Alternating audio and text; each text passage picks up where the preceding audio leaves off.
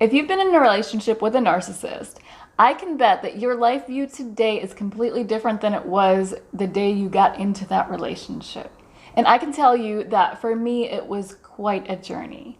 And it is for everyone. The journey is not exactly the same for every person, but it is a journey nonetheless. And today I want to share my story with you because I think you can relate to at least part of it. But I think that hearing different experiences can be helpful as you're going through it, or even after you've been through it, to kind of see what you can relate to and to know that there are other people out there going through very similar things. So if you want to hear my story, stay tuned. We're going to talk about it right now.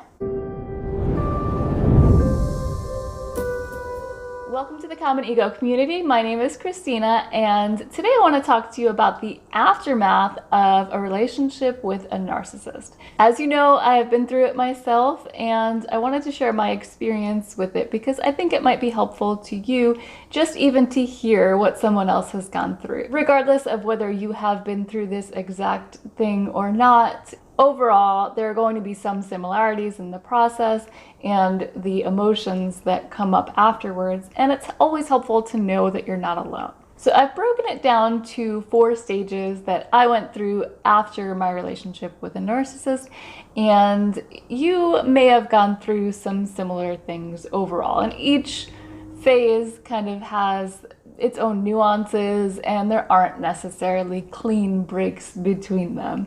So a lot of them overlap, sometimes maybe all of them overlap, but I wanted to talk about them in these 4 stages so that it's a little bit more clear as to what was going on, because there are definitely prominent emotions and thought processes that happened in each phase. So the first one I'm not going to spend a whole lot of time talking about. The first one is anger. Y'all know why I was angry, because you've been there too. I know you have. That's one that we are always going to have in common, that all of us who have been through this are going to have that anger. And the anger lasts. It's different for different people. Some people like to cling to the anger, and some people are uncomfortable there. They try to get past it.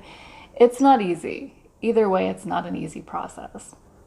So after what I'm calling the anger phase, which definitely seeps into other phases, came the fear for me. And I found out that there is a reason why so many of us do go to fear in the aftermath of a relationship with a narcissist. And it has to do with the trauma bond. So with the trauma bond, if you don't know what that is, I'll link to a video on it. But with the trauma bond, you get addicted to the cocktail of oxytocin and cortisol that are coming and going in this relationship. And then when it ends, it can be like you're craving that cortisol, or at least expecting it. You spent so much time waiting for the other shoe to drop. And so when you're out of it, there's no other shoes that are going to drop, right? But you're just waiting for it. And so for me, I kind of manufactured some fears. I had these really intense moments where it felt completely beyond my control. I would get flashes of things that could go wrong, terribly, terribly wrong. And I have to be honest, it was downright maddening. I didn't stay very long in this place because I would have lost my mind. It was that bad. So how I got through it was I started learning more about why this was happening to me, and also about narcissism in general. Another part of the fear was that I was afraid of the narcissist. So I know some of you have had run-ins with some particularly malignant narcissists, and that's not really who I was dealing with. In my relationship, it was a covert narcissist who was very outwardly insecure and had a very strong desire, maybe even need, to be the nice guy. It was part of his persona, part of his false self. So in reality, I wasn't actually in danger, but because I was waking up to the fact that I had been in a situation where there was emotional abuse for 5 years, and I had not let myself acknowledge that, even though I knew all the bad stuff that was happening, I could not let myself acknowledge that this person knew he was hurting me and chose to do all this stuff anyway, which now seems ridiculous, but I made another video on that too. I'll link to it. With the understanding of emotional abuse, you have to acknowledge that the abuse was intentional, because that's what abuse is, right? So all along I had been turning a blind eye to that part of it, turning a blind eye to the idea that this person was intentionally hurting me. And then suddenly it was like it all blew open, and I was ready to realize that I was ready to see it. And it was scary, because it was like I never knew this person at all. And I thought that he would stop at nothing to hurt me.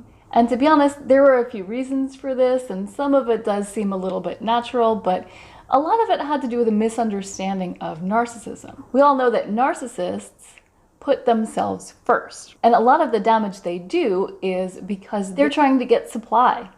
They're trying to satisfy themselves, and they don't care who they hurt along the way. But this is the important distinction that I was missing at the time. It's all about themselves. So my view that this person was suddenly going to set their sights on me and exact their revenge, it was a little bit misguided. Really, this person was only about himself. So he was out there looking for new supply, a replacement for the role that I played in his life. Not that he didn't have any other supply, but he wanted a replacement for the role that I played in his life, the main supply. And in that main supply, of course, there's always a little bit of revenge tied in there. There's triggering things that they do on purpose to trap you into getting into it with them again. And I have another video on that too. So if you want to learn a little bit more about the narcissist new supply and what's going on there, I suggest you check out that video. Okay, so what happened next for me was completely unexpected. And I think this is the most important stage that I went through. And I don't know if everybody does go through it, but I hope they do. So the next stage for me was self-discovery and bringing the focus back to self. Because if you look at the first couple of stages, you have anger and you have fear. And what are those about? They're about the narcissist, right? They're about the other person. This is a really important distinction, because the next phase was all about me. And it's going to be all about you if you go through the same thing. In the anger and the fear, I was bent on figuring this out. What happened to this person to make him this way, right? That's what we all want to know, right? What is wrong with this person?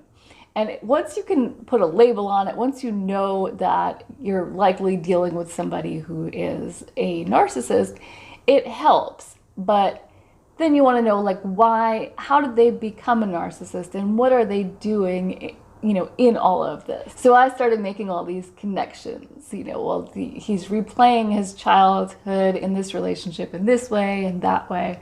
And oh, I was on it. I made some good connections, trust me. But I had this aha moment where it was just like everything slowed down. It was right after I'd made a really, really good connection about what he was doing. It was as if everything slowed down. And I thought, well, wait a second. If that's what he's doing, what am I doing? And that's when everything turned around for me, because the focus changed from the narcissist to me. And I'm not gonna lie, it sometimes was uncomfortable, but I don't know why, in the moment it felt incredibly necessary. Because I knew I had been through it, I knew what I had been through. I didn't really know why, but I knew I didn't want to go through it again.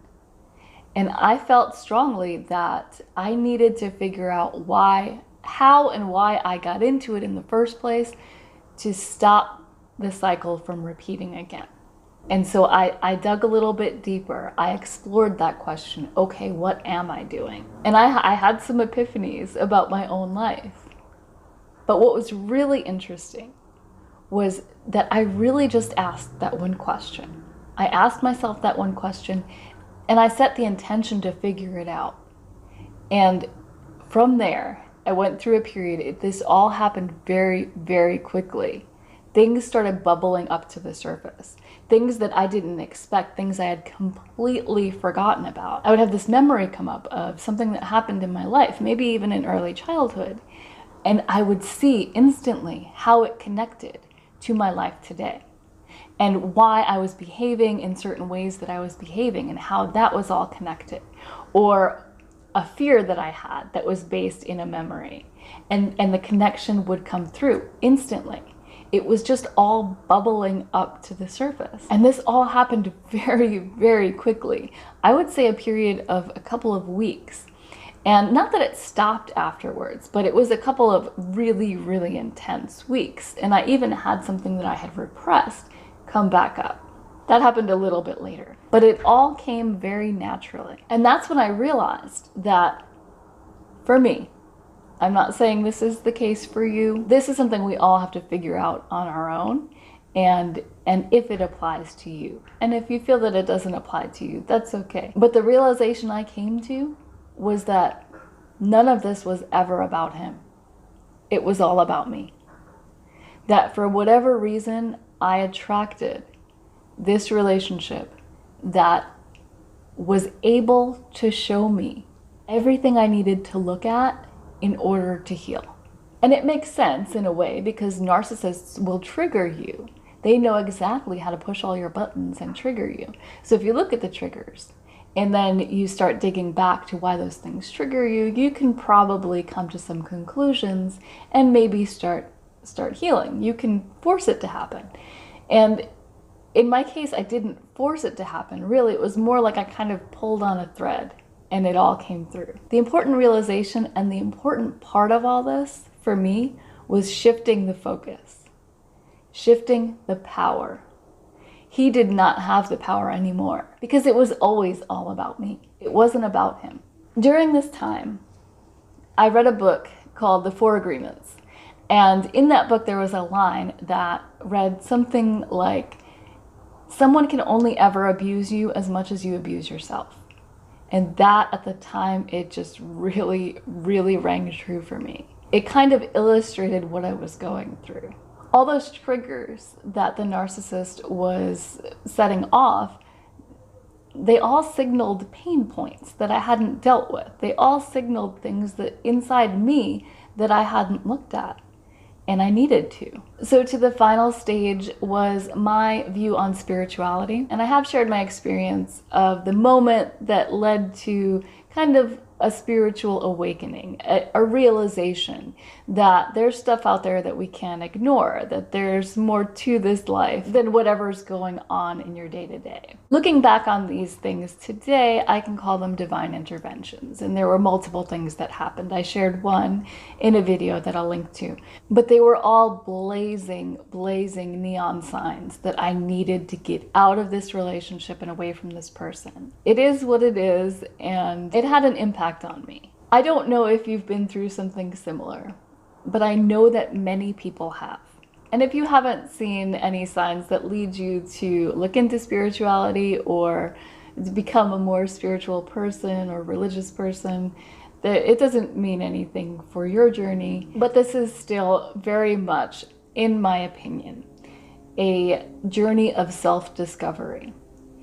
In getting over this relationship and getting on with your life, I believe it's important to shift the focus away from the abusive person. That's not where it belongs. The focus belongs with you. And it's also my belief that it always has. So now I want to hear from you. If you'd like to share your experience, please feel free to do so in the comments. And if there's anything I said that really resonated with you, let me know. And if you like this video, please let me know by hitting that like button, subscribe, and hit that notification bell so you can be notified whenever I post new videos. And I'll see you next time.